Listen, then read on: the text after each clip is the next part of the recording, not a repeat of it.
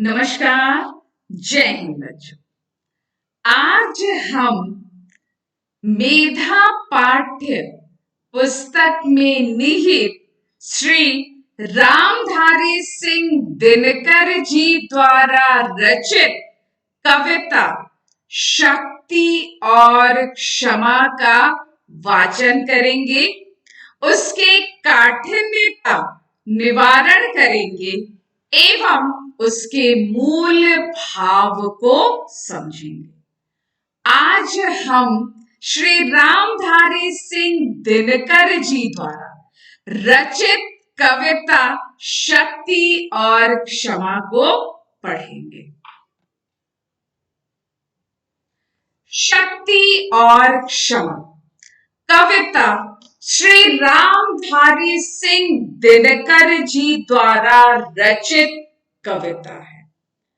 श्री रामधारी सिंह दिनकर जी हिंदी राष्ट्रीय धारा के प्रमुख कवियों में से एक माने जाते हैं। अर्थात हिंदी में राष्ट्र प्रेम से संबंधित कविता लिखने वाले कवियों को राष्ट्रीय धारा के प्रमुख कवियों में माना जाता है। उनमें उस श्रेणी के प्रमुख कवियों में से श्री रामधारी सिंह दिनकर जी का नाम विशेष रूप से उल्लेखनीय है। शक्ति और क्षमा कविता में रामधारी सिंह दिनकर जी यह स्पष्ट करते हैं कि यदि व्यक्ति के पास पराक्रम है, बल है, तो उसको क्षमा सुशोभित होती है। तो वह किसी को यदि दयावश क्षमा कर देता है, माफ कर देता है, तो उसके लिए वह उचित है। परंतु यदि व्यक्ति स्वयं निर्बल है, तो वह दूसरे को क्षमा करने का कोई अधिकारी नहीं होता है। उसके पास ऐसा कोई उचित सम्मान नहीं होता है कि वह दूसरों को क्षमा कर सके। प्रस्तुत कविता शक्ति और क्षमा में रामधारी सिंह दिनकर जी बताते हैं कि महाभारत के युद्ध के समय जब युधिष्ठिर अपने सामने अपने भाई बंधुओं को, अपने गुरुजनों को, अपने बंधु बांधव को देखते हैं तो वह युद्ध करने से मना कर देते हैं। वह कहते हैं कि मुझे ऐसा राज्य नहीं चाहिए, ऐसे राज्य का मैं स्वामी राजा नहीं बनना चाहता हूं जो कि मेरे बंधु बांधवों के द्वारा छीना गया हो। मैं ऐसा राज्य नहीं पाना चाहता हूं। तब श्री कृष्ण युधिष्ठिर को ज्ञान देते हुए कहते हैं कि युद्ध से पीछे हटना कायरता है, क्षमाशीलता नहीं है। यदि इस समय तुम युद्ध से पीछे हटोगे तो यह तुम्हारी कायरता कही जाएगी, तुम्हारी क्षमाशीलता या तुम्हारी महानता नहीं कही जाएगी। क्योंकि शक्ति के साथ ही क्षमाशीलता सुशोभित होती है।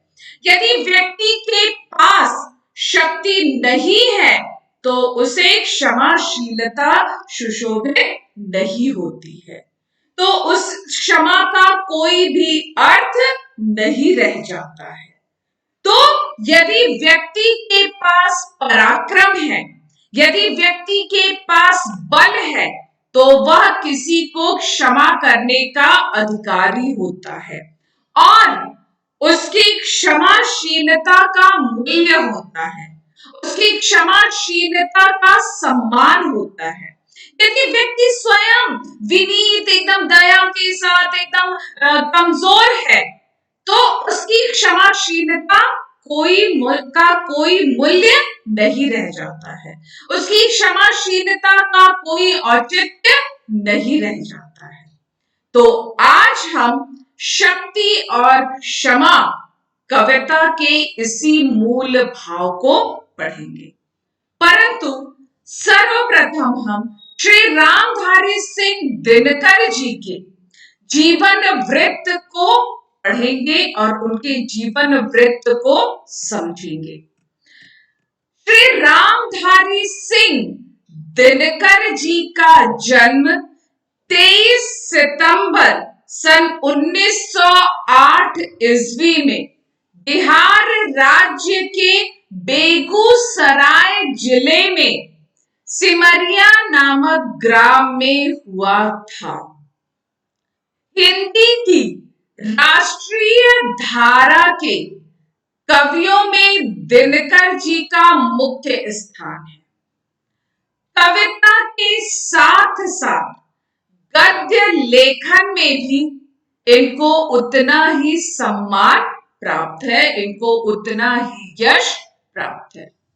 हुंकार, रेणुका, रसवंती, सामधेनी, कुरुक्षेत्र, रश्मिरथी और उर्वशी इनकी प्रसिद्ध कविता की पुस्तकें हैं। इनकी प्रमुख गद्य रचनाएं हैं संस्कृति के 4 अध्याय, मिट्टी की ओर, काव्य की भूमिका में इत्यादि। इनका निधन अर्थात श्री रामधारी सिंह दिनकर जी का निधन 24 अप्रैल सन 1974 ईस्वी को हुआ। तो हमने श्री रामधारी सिंह दिनकर जी के जीवन वृत्त को जाना कि इनका जन्म 23 सितंबर को बेगूसराय में हुआ था और इनकी मृत्यु 24 अप्रैल 1974 में हुई। इन्होंने गद्य रचनाएं भी की, इन्होंने काव्य रचनाएं भी की और दोनों में ही इन्हें उतनी ही पारंगतता प्राप्त है। अब हम दिनकर जी द्वारा रचित कविता शक्ति और क्षमा का वाचन करते हैं। क्षमा दया तप तप त्याग मनोबल सबका लिया सहारा, पर नर व्याघ्र सुयोधन तुमसे कहो कहा कब हारा। क्षमाशील हो रिपु समक्ष तुम हुए विनयित जितना ही, दुष्ट कौरवों ने तुमको कायर समझा उतना ही। क्षमा शोभती उस भुजंग को जिसके पास गरल हो, उसको क्या जो दंतहीन विष रहित विनीत सरल हो। 3 दिवस तक पंथ मांगते रघुपति सिंधु किनारे, बैठे पढ़ते रहे छंद अनुनय के प्यारे प्यारे। उत्तर में जब एक नाद भी उठा नहीं सागर से, उठी अधीर धधक पौरुष की आग राम के शर से। सिंधु देह धर त्राहि त्राहि करता आ गिरा शरण में, चरण पूज दासता ग्रहण की बंधा मूढ़ बंधन में। सच पूछो तो शर्मे ही बसती है दीप्ति विनय की, संधि वचन संपूज्य उसी का जिसमें शक्ति विजय की। सहनशीलता क्षमा दया को तभी पूजता जग है, बल के दर्प चमकता उसको पीछे जब जगमग है। तो शक्ति और क्षमा श्री रामधारी सिंह दिनकर जी द्वारा रचित एक उत्साह और एक प्रेरणा प्रदान करने वाली कविता है। इस कविता को एक बार पुनः पढ़ते हैं और आप उस कविता के शब्दों को ध्यान पूर्वक सुनिए। क्षमा दया तप त्याग मनोबल सबका लिया सहारा, पर नर व्याघ्र सुयोधन तुमसे कहो कहां कब हारा। क्षमाशील हो रिपु समक्ष तुम हुए विनत जितना ही। दुष्ट कौरवों ने तुमको कायर समझा उतना ही। क्षमा शोभती उस भुजंग को जिसके पास गरल हो, उसको क्या जो दंतहीन विष रहित विनीत सरल हो। 3 दिवस तक पंथ मांगते रघुपति सिंधु किनारे, बैठे पढ़ते रहे छंद अनुनय के प्यारे प्यारे। उत्तर में जब एक नाद भी उठा नहीं सागर से, उठी अधीर धधक पौरुष की आग राम के शर से। सिंधु देह धर त्राहि त्राहि करता आ गिरा शरण में, चरण पूज दासता ग्रहण की बंधा मूढ़ बंधन में। सच पूछो तो शर्मे ही बसती है दीप्ति विनय की, संधि वचन संपूज्य उसी का जिसमें शक्ति विजय की। क्षमा सहनशीलता क्षमा दया को तभी पूजता जग है, बल का दर्प चमकता उसके पीछे जब जगमग है। तो श्री रामधारी सिंह दिनकर द्वारा रचित कविता शक्ति और क्षमा। अब हम कविता का मूल भाव समझेंगे और कविता के शब्दों के अर्थ को भी समझेंगे और कविता के भाव को समझेंगे। क्षमा किसी को माफ कर देना, दया किसी के प्रति दयालुता, तप अर्थात कह सकते हैं कि किसी चीज को प्राप्त करने का दृढ़ निश्चय। त्याग छोड़ देना, मनोबल मन का बल सबका लिया सहारा। जब युधिष्ठिर युद्ध भूमि से पीछे हटने की बात करते हैं, तब श्री कृष्ण उन्हें समझाते हैं कि हे युधिष्ठिर, तुमने तो क्षमा दया तप त्याग मनोबल सबका लिया सहारा था। सबका सहारा लेकर तुमने उस दुर्योधन को समझाने का प्रयास किया था, उस दुर्योधन को बताने का प्रयास किया था कि इस महायुद्ध से किसी का कोई लाभ नहीं होने वाला है। लेकिन पर नर व्याघ्र, नर में सिंह के समान जो पशु है, वह सुयोधन दुर्योधन तुमसे कहो कहां कब हार। लेकिन हे युधिष्ठिर, ये बताओ कि वह नर पशु दुर्योधन तुमसे कहां कब हारा है। तुमने तो सबका सहारा लिया, तुमने उसको क्षमा कर दिया क्योंकि इतना अपमान हुआ तुम्हारा, तुमने दया भी दिखाई, तुमने त्याग कर दिया, तुमने अपने संपूर्ण राज्य का त्याग कर दिया और जिससे कि यह महाविनाशक युद्ध टल सके। लेकिन वह पशु के समान दुष्ट दुर्योधन तुमसे कहां कब हारा, कब उसने तुम्हारी बात सुनी। वह तो तुम्हें अपने अधीन बनाना चाहता था, वह तो यह चाहता है कि वह तुम उसके अधीन उसके सेवक बन के रहो, उसके हृदय में उसके ऊपर तुम्हारे इन सारे मानवीय गुणों का कोई भी प्रभाव नहीं पड़ा। क्षमाशील हो, जितनी बार तुम क्षमा करते हुए हो रिपु समक्ष तुम हुए विनत जितना ही। जितनी बार भी तुम अत्यंत सरलता के साथ क्षमाशील होते गए, तुमने हर बार उसके अपराधों को क्षमा किया, तुमने हर बार उसको यह उसकी जो उसने दुष्टता की, जो उसने अपराध किए, उसको तुमने क्षमा किया। रिपु शत्रु के समक्ष, हे युधिष्ठिर, तुम शत्रु के समक्ष जितनी बार भी विनीत होकर सरलता के साथ क्षमाशील होते गए, दुष्ट कौरवों ने तुमको कायर समझा उतना ही। तुम जितनी भी बार उस दुष्ट दुर्योधन के सामने, कौरवों के सामने क्षमाशील होकर विनीत सरलता के साथ अपनी बात को कहने का प्रयास किया, तुमने जितनी बार इन मानवीय गुणों का सहारा लेकर उसे समझाने का प्रयास किया, दुष्ट कौरवों ने तुमको कायर समझा उतना ही।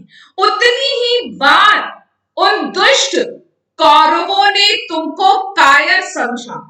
उन्होंने यह समझा कि यह कायर है, इसलिए यह हमारे सामने दया की भीख मांग रहा है, इसलिए यह हमें बार बार हमारे अपराधों को क्षमा कर दे रहा है।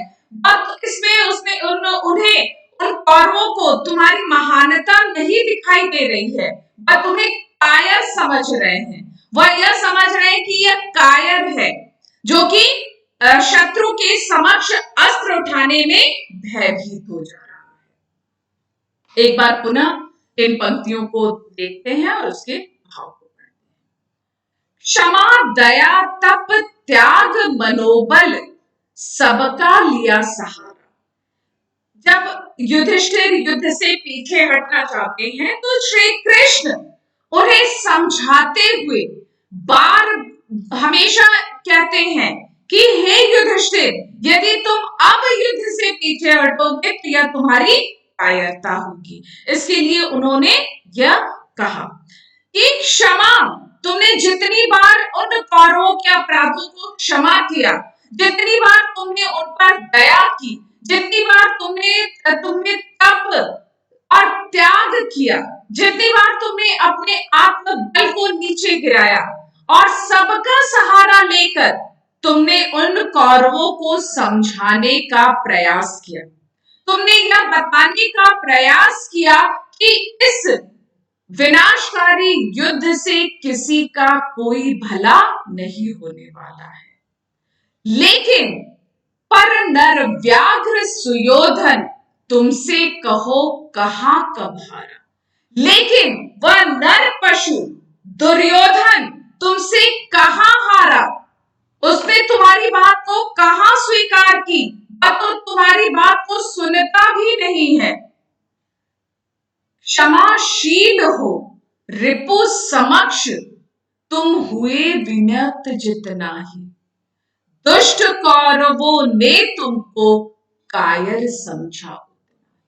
तुम जितनी भी बार क्षमाशील होकर अत्यंत विनीत भाव से, अत्यंत सरलता से अपनी बात को समझाने का प्रयास किया, अर्थात तुम शत्रु के सामने जितनी बार क्षमाशील होकर अपनी बात को समझाने का प्रयास किया, तुमने कई बार प्रयास किया कि यह विनाशकारी युद्ध टल जाए, तुमने अपना राज्य छोड़ दिया, तुमने सब कुछ छोड़ दिया, फिर भी उन्होंने तुम्हारी बात नहीं मानी, उन्होंने तुम्हें कायर समझा, उन्होंने यह समझा कि यह कायर है और इसीलिए यह बार बार हमारे सामने सरल होकर खड़ा हो जाता है, हमारे सामने यह अत्यंत दयनीय भाव से अपनी बात को व्यक्त करता है। तो ऊपर की पंक्तियां समझ में आ गई, अब हम नीचे पढ़ते हैं। क्षमा शोभती उस भुजंग को जिसके पास गरल हो। हे युधिष्ठिर, तब श्री कृष्ण उन्हें उदाहरण देते हुए समझाने का प्रयास करते हैं कि कैसे व्यक्तियों को क्षमा शोभित होती है और किस प्रकार से व्यक्ति अपने पराक्रम को दिखाकर क्षमा देकर महान बन सकता है। वह कहते हैं क्षमा शोभती उस भुजंग को, भुजंग यानी अर्थात सांप। हे युधिष्ठिर, क्षमा उस सर्प को शोभित होती है जिसके पास गरल हो, जिसके पास विष हो। ऐसे व्यक्तियों को क्षमा, ऐसे सर्प को क्षमा सुशोभित होती है। अर्थात ऐसा सर्प जो कि विष से भरा हो और वह यदि किसी के समक्ष जाए और उसे न काटे, उसे क्षमा कर दे, तो यह उस भुजंग को शोभा देता है, क्योंकि उसके पास विष था लेकिन उसने किसी को काटा नहीं, उसने उस व्यक्ति को क्षमा कर दिया। उसको क्या जो दंतहीन विष रहित विनीत सरल हो, उसको क्या, ऐसे सर्प को क्या जो दंतहीन है, जिसके दांत विष के दांत टूटे हुए हैं, जो विष से रहित है, जो विनीत है, जो सरल है, जो दया के का पात्र स्वयं है, उसको वह क्षमाशीलता सुशोभित नहीं होती है।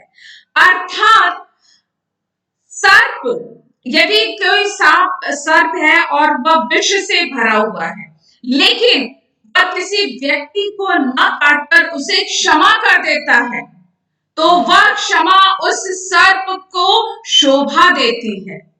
लेकिन ऐसा सर्प जो कि स्वयं दंतहीन है, जिसके स्वयं के दांत टूटे हुए हैं, विष नहीं है जिसके अंदर, यदि वह किसी व्यक्ति को नहीं काटता है तो इसका कोई भी मूल्य नहीं रह जाता, इसका कोई भी औचित्य नहीं रह जाता है। 3 दिवस तक पंथ मांगते रघुपति सिंधु किनारे। रामायण में जब श्री राम लंका पर चढ़ाई करने के लिए समुद्र के किनारे जाते हैं, तो समुद्र से रास्ता मांगते हैं कि रास्ता दे दो जिसे मैं पार करके लंका पर चढ़ाई कर सकूं और अपनी सीता को लेकर वापस आ सकूं। तो इसके लिए वह समुद्र के किनारे बैठकर तपस्या करते हैं, उससे प्रार्थना करते हैं कि वह समुद्र अपने बीच में से उन्हें रास्ता दे दे। तो यहाँ पर श्री कृष्ण उस युद्ध का भी वर्णन करते हुए कह रहे हैं, 3 दिवस तक, 3 दिन तक पंथ मांगते, पंथ रास्ता मांगते, रघुपति सिंधु किनारे, सागर के किनारे रघुपति श्री राम 3 दिन तक रास्ता मांगते रह गए। 3 दिन तक सिंधु के किनारे, सागर के किनारे बैठकर वह सागर से रास्ता मांगते रह गए। वह यह कहते रह गए कि मुझे इस रास्ता दे दीजिए जिसे मैं इस समुद्र को पार करके लंका पर आक्रमण कर सकूं और और अपनी पत्नी सीता को वापस लेकर आ सकूं। बैठे पढ़ते रहे छंद, और सिंधु समुद्र के किनारे बैठकर छंद पढ़ रहे थे, प्रार्थना कर रहे थे। अनुनय के प्यारे प्यारे, अनुनय विनय के, अनुनय के प्यारे प्यारे, अर्थात अत्यंत विनय के साथ वह समुद्र के किनारे बैठकर 3 दिन तक समुद्र से रास्ता मांगते रह गए। एक बार पुनः इन पंक्तियों को देखते हैं और इन पंक्तियों के मूल भाव को समझते हैं। क्षमा शोभती उस भुजंग को जिसके पास गरल हो। जब युधिष्ठिर युद्ध के लिए तैयार नहीं होते तो श्री कृष्ण उनसे कहते हैं कि तुमने तो अपने सारे मानवीय गुणों का सहारा लिया, लेकिन दुर्योधन ने तुम्हारी बात नहीं मानी, और उसके लिए वह अनेक उदाहरणों के द्वारा उन्हें बताने का प्रयास करते हैं कि यदि व्यक्ति के पास बल होता है, यदि व्यक्ति के पास पराक्रम होता है, तो वह उसके समक्ष संसार झुकता है, और उसके द्वारा की गई क्षमाशीलता सुशोभित होती है। उदाहरण देते हुए कहते हैं, क्षमा शोभती उस भुजंग को, हे युधिष्ठिर, उस क्षमा उस सर्प को सुशोभित होती है जिसके पास गरल हो, जिसके पास विष होता है। हे युधिष्ठिर, क्षमा उसी सर्प को शोभायमान होती है जिसके पास विष होता है, जो कि अपने विष, उस सर्प के पास विष होता है, लेकिन वह व्यक्ति को क्षमा कर देता है।